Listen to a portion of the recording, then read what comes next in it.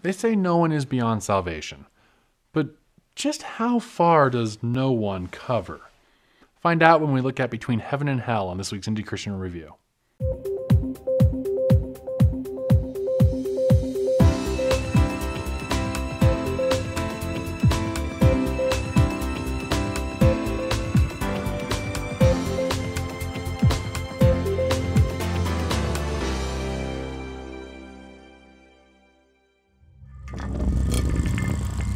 You know, I used to have a website featuring Christian web series. I should look into starting that back up again. Oh, right.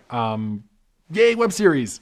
Between Heaven and Hell is a 6-part web series produced by Fuzzy Elevator Productions. I have no idea what the backstory is behind that production company name, but it's awesome and I love it.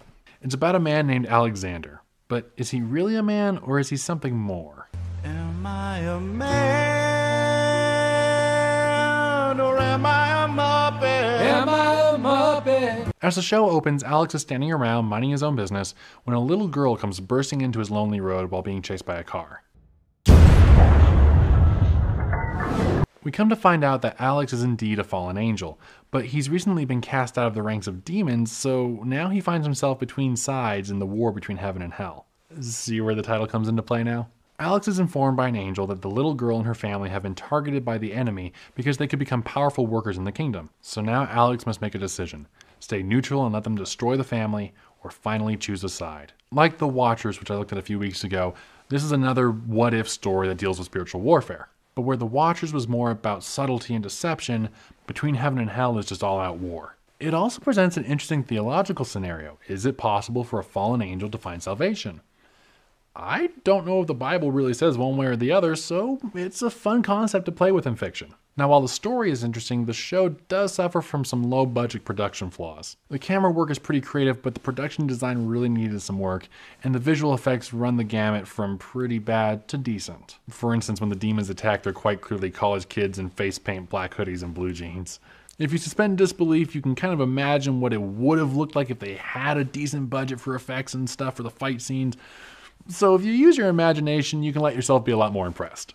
That said, you can tell that they didn't have much in the way of resources to work with. But what they did have was used very creatively, so I definitely commend them for that. The characters were all interesting enough, and when I got to the last episode, I was left wanting more. I want to see a follow-up season with their further adventures. So I would say that Between Heaven and Hell is definitely worth watching, and I look forward to seeing what more comes from Fuzzy Elevator Productions. Until next week, I'm the storyteller. May God bless you, and may God bless independent Christian films and web series. There's a spiritual fight. It's invisible. We cannot see with our eyes. It's invisible. Between the angels of light. It's invisible. And the demons from the dark side. It's invisible. Weapons of our enemy. Oppression, death, and disease.